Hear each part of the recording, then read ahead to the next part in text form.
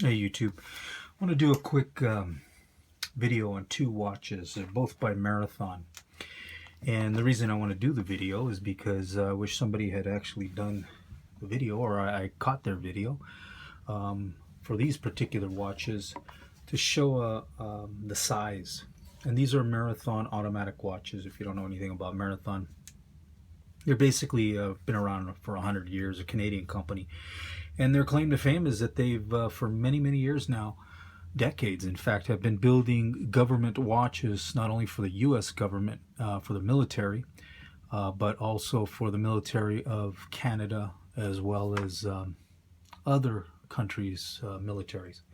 So it's a very tool-oriented, very well-built, very heavy-duty watch that stands the test of time, and you'd be hard-pressed to find something that's more durable than one of the Marathon watches, and they're very reasonably, in my opinion, priced. I'll get to that in a little bit, but basically what I wanted to have this video show is essentially the size difference between the two automatics, that being the GSAR, which is this model here, 41 millimeter across on the outer edge of the bezel, and the what they call the day date or jumbo day date, which is this one, which is 46 millimeter if you measure from the 10 to 4 hours on the outer edge of the bezel.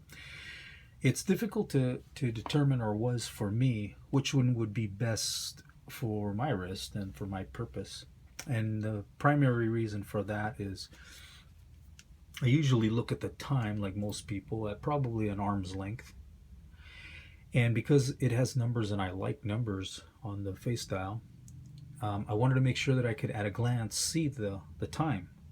Now this size at 41 mil is to me a little small. I was normally wearing a 44 mil. The whole reason that I bought these watches is because I had a Invicta 4463, still have it, but been wearing it for 7 years now. Never had it serviced, never needed it serviced, but I was told that every 5 to 10 years you should service your automatic watches. Unfortunately, long story short, is that Invicta is the only one who will service it, and they're owned by the Swatch Group, which is taking about 3 to 4 months to get it back to you. So I needed another watch. And anyways, I caught onto these Marathons and really liked them. And the look of the 41 mil that you're looking at on my wrist now, it's fine. I could live with this. It's a little small for me, but the biggest thing was at arm's length, reading those numbers, because I've had LASIK surgery about 9 years ago. And if you don't know, it kind of destroys your ability to read without reading glasses, or it did to mine. So basically, at an arm's length, I want to see the time. And it's a little difficult at first glance. I take a couple looks and I can clearly see it after adjusting and so forth. But I thought that was not what I wanted. I just wanted it at a glance. And somebody had told me, well, why don't you just look at your phone? But I told them, well, that kind of defeats the whole purpose of wearing a wristwatch, doesn't it? So anyhow, I picked up the GSAR first. Paid $675 with the metal bracelet. Marathon makes a really nice metal bracelet, by the way. Kind of dresses up the watch. And so I picked it up for $675 with the metal bracelet, and I really enjoyed it. But I thought the larger one is probably for me after having worn this, and having that slight difficulty at a glance looking at the time, catching the numbers and so forth. So this is the 46 mil on my wrist. My wrist, by the way, is 7 1/4 to 7 3/8, depending on where you measure. And really, you're going to need to measure your own wrist wherever you wear the watch, not so much at the smallest section of your wrist.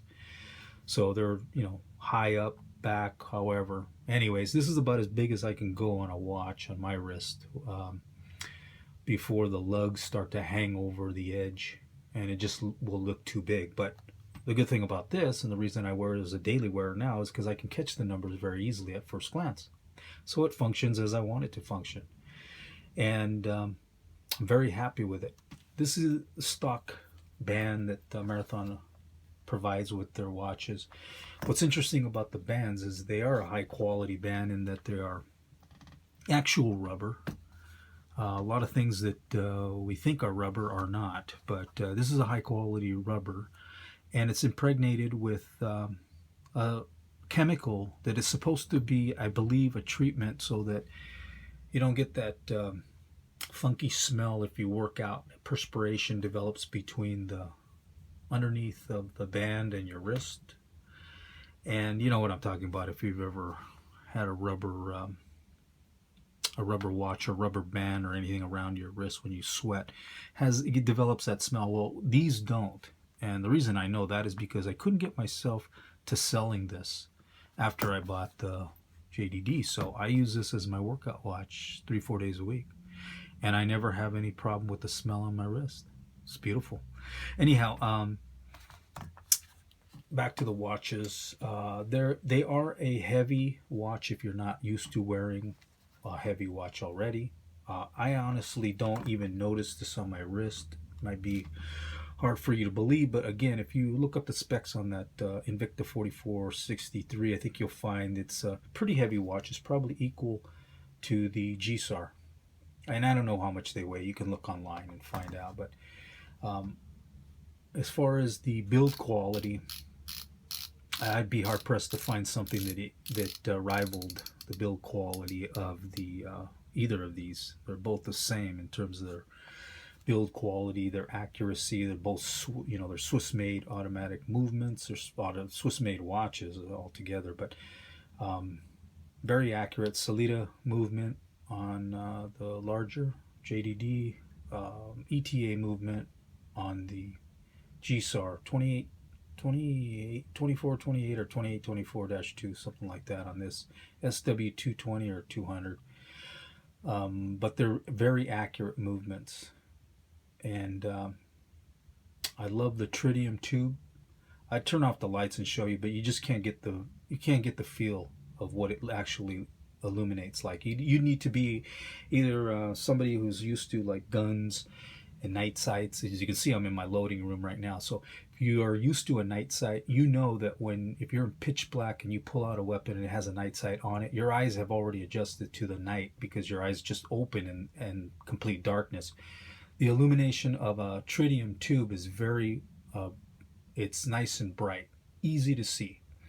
Same with these watches, although a lot of people try to give you the perspective from the lights just going off in a camera. It won't work. Once you shut your eyes for about 30 seconds and you look at this watch in total darkness, it glows. And I mean, you can easily see all the illuminated tritium tubes that it has, which are all around, and the hands as well. One interesting thing on the GSAR that's pretty cool is that 12 o'clock tritium tube is orange when it glows. It's kind of cool. I wish they kept that on the jumbo day date. Actually, they put 2 on there, but they're green, and I wish they would have just put orange on both of them, or a single bar of orange. Either way, that's just a small, minute difference. But getting back to them, it really is well lit when you do that. Maybe not as bright as Superluminova, I'm not sure, but the only thing I think that's on here that's like Superluminova is this little pib that's on the insert. I think that's what they call it. This is an upside down triangle, and that is a painted substance that glows, and it glows very nice, but it's going to fade over a couple hours, whereas these tritium tubes are glowing all night, every night for, I think the half-life is 12 or 13 years. So plenty of illumination in these tritium tubes for years to come. So anyways, like I mentioned, I bought these used. The retail on the JDD is best I can find from a dealer is 1100 or right under 1100.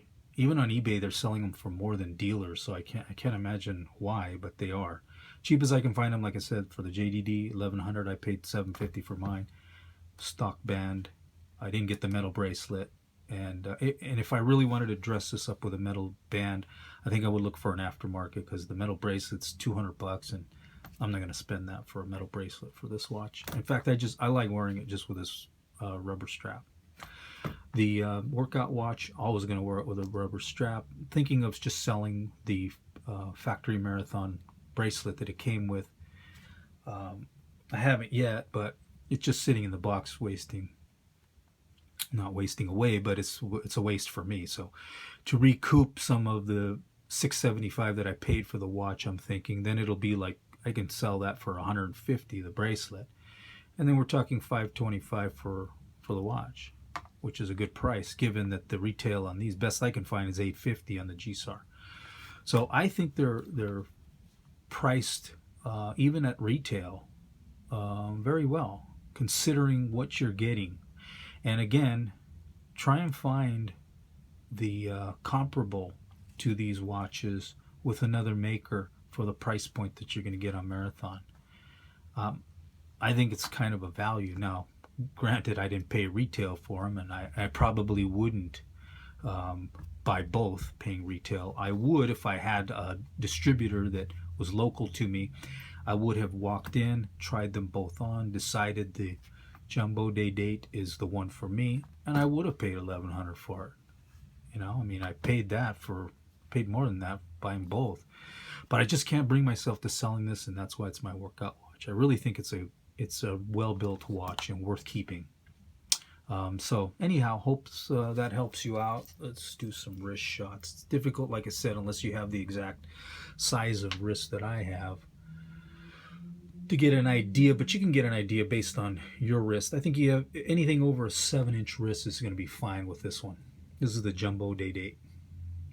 I don't think you're going to have any problem at all. The only issue, if you're not used to a high watch, high by tall, I mean, it sits about 17, 18 millimeters off your wrist up. And some people have bitched about it, but to me, it's perfectly functional. In fact, that knurled knob on the stem, easy to access on the wrist. Now tell me how many watches you have that you can do that, just tipping your wrist forward and accurately going through the day, date, or time. So, big difference there. Same with the GSAR. Totally functional, tip the wrist forward. That knurled knob is totally accessible. So it's complete functional watch for me. Highly recommend them for anybody, even at retail price.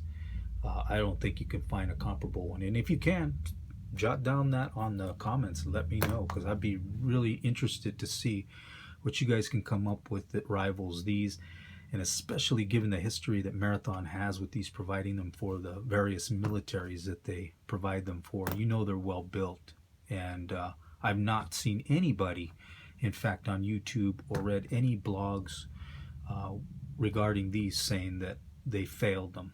So testament to their quality and build. So any questions, leave them in the comments and let me know if you can find something that rivals it. Thanks for watching.